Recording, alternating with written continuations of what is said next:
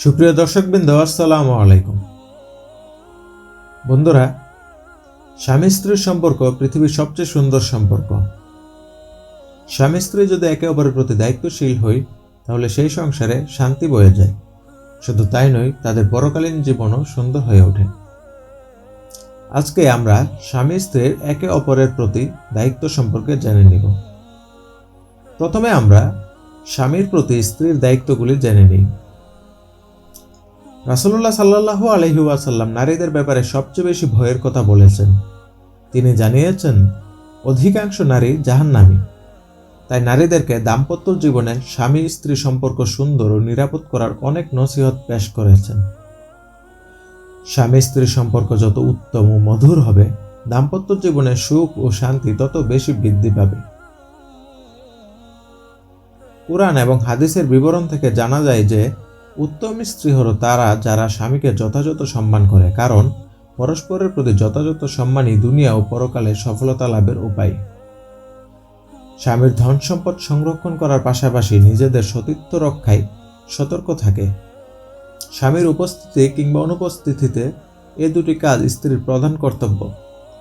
স্বামী স্ত্রীর সম্পর্ক কতটা গাঢ় তার প্রমাণ কুরআনে কারিমে আল্লাহ তাআলা বলেন, তারা তোমাদের পোশাক স্বরূপ এবং তোমরাও তাদের পোশাক স্বরূপ। সূরা বাকারা আয়াত 187।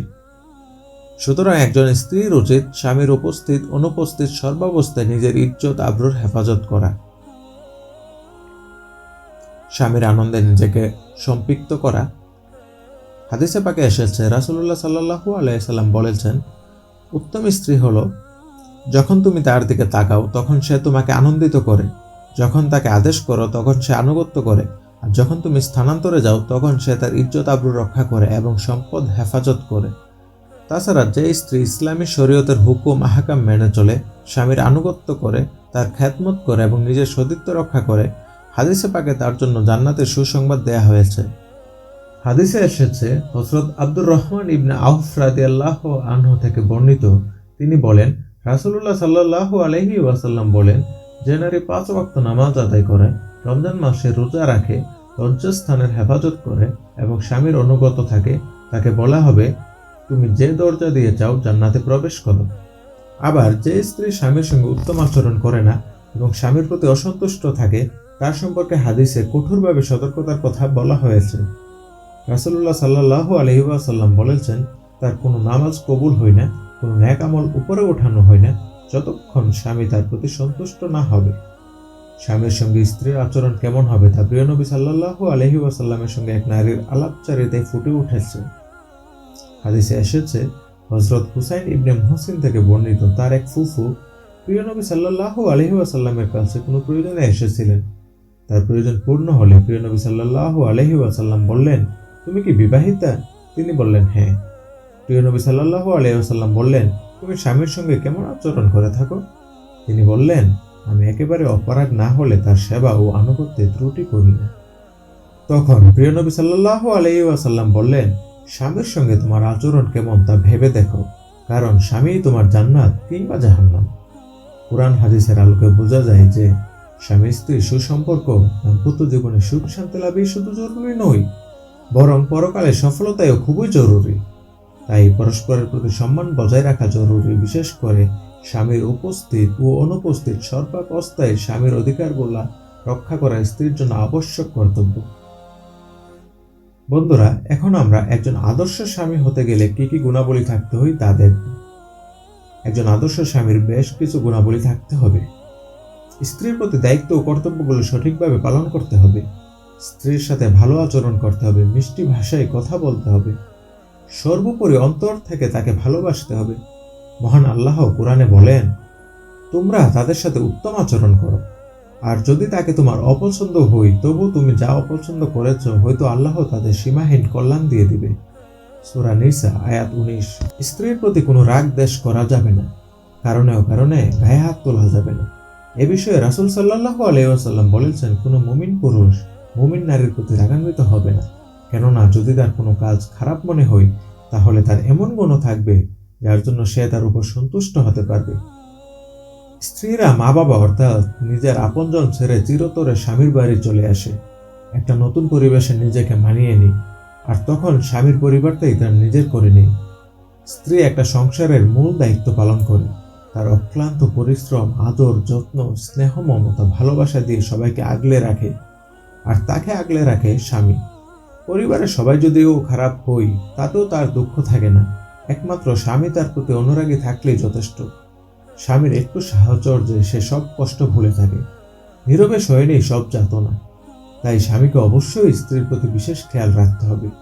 তার প্রতি যেসব দায়িত্ব রয়েছে তা যথাযথভাবে পালন করতে হবে। প্রথম দায়িত্ব হিসেবে স্ত্রীর মোহরানা পরিশোধ করতে হবে। মোহরানা পরিশোধ করা অতীব জরুরি। মহান আল্লাহ বলেন, আর তোমরা নারীদের তাদের মোহরানা স্বতঃস্ফূর্ত হয়ে পরিশোধ করবে।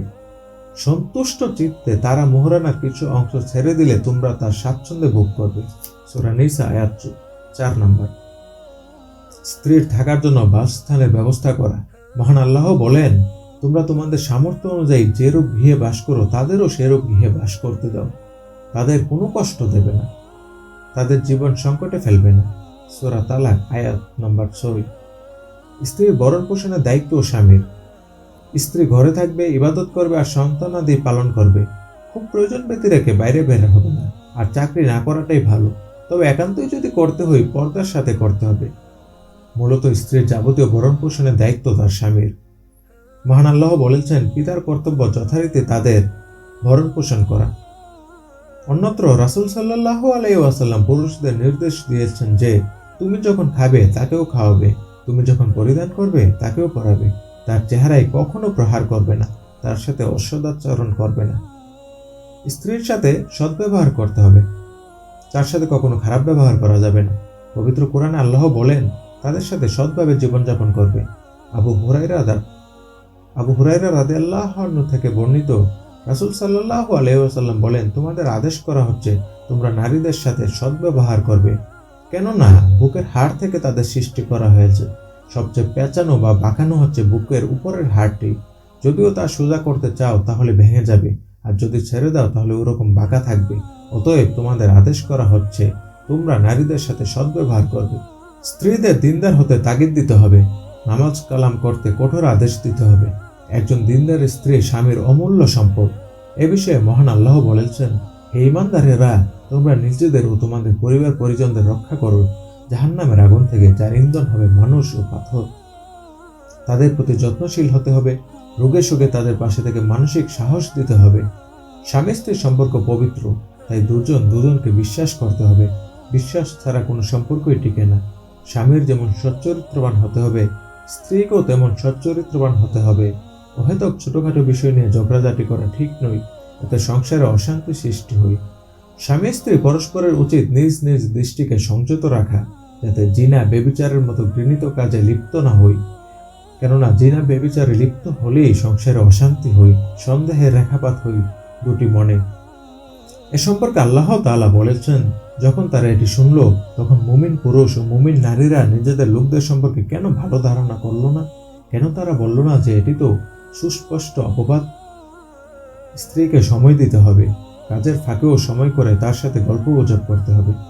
সারাদিন কাজের ব্যস্ততা থাকতেই পারে, তাই দিনে না পারলেও রাতে কিছু সময় স্ত্রীর সাথে গল্প করতে হবে, তাকে হাসি মুখে রাখতে হবে। আমাদের প্রিয় নবী হযরত মুহাম্মদ সাল্লাল্লাহু আলাইহি ওয়াসাল্লামের উৎকৃষ্ট উদাহরণ। তিনি তার বিবিদের সময় দিতেন, তাদের সাথে গল্প গুজব করতেন, এমনকি তিনি স্ত্রীদের সাথে রাত্রিবেলা দৌড় প্রতিযোগিতাও করতেন। হাদিসে বর্ণিত রয়েছে, তোমাদের মধ্যে সর্বাধিক ভালো মানুষ তারাই যারা তাদের স্ত্রীদের সাথে ভালো ব্যবহার করে। একজন আদর্শ স্বামী অবশ্যই স্ত্রীর হক পালন করবে, কেননা তার জাহান্নামের আগুনের ভয় আছে। আদর্শ স্বামী স্ত্রী এক অন্যের অহংকার করব। বন্ধুরা, আজকের মতো এই পর্যন্তই। আমাদেরকে সময় দেওয়ার জন্য আপনাদেরকে আন্তরিকভাবে ধন্যবাদ। আমাদের ভিডিও যদি আপনাদের ভালো লেগে থাকে তাহলে আমাদের চ্যানেলটি সাবস্ক্রাইব করুন।